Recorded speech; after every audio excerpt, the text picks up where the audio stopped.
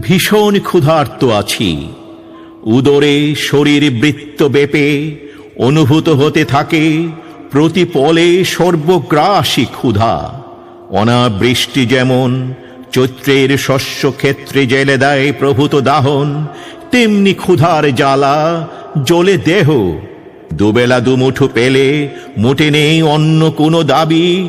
অনেকে অনেক কিছু চেয়ে নিচ্ছে, সকলেই চায় বাড়ি গাড়ি টাকা কড়ি, কারো বা খ্যাতির লোভ আছে।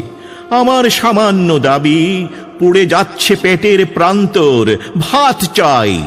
এই চাওয়া সরাসরি, ঠান্ডা বা গরম, সরু বা দারুণ মোটা, রেশনের লাল চাল হলে কোনো ক্ষতি নেই, মাটির শানকি ভর্তি ভাত চাই।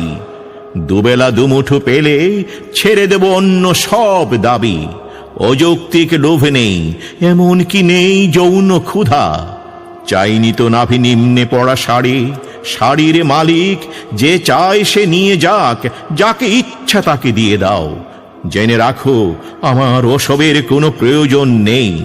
যদি না মেটাতে পারো আমার সামান্য এই দাবি, তোমার সমস্ত রাজ্যে দক্ষ যজ্ঞকাণ্ড ঘটে যাবে। ক্ষুধার্তের কাছে নেই ইষ্টানিষ্ট আইন কানুন, সম্মুখে যা পাবো খেয়ে যাব অবলীলাক্রমে।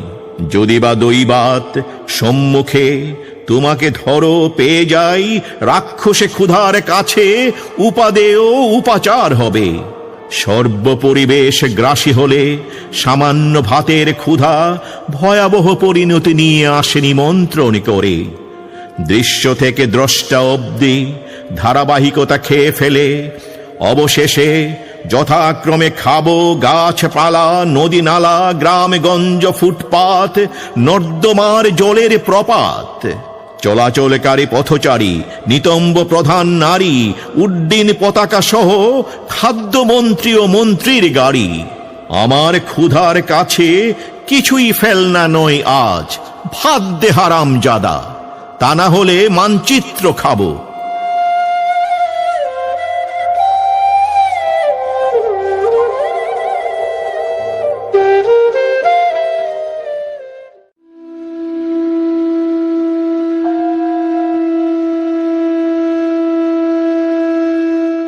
ভীষণ ক্ষুধা।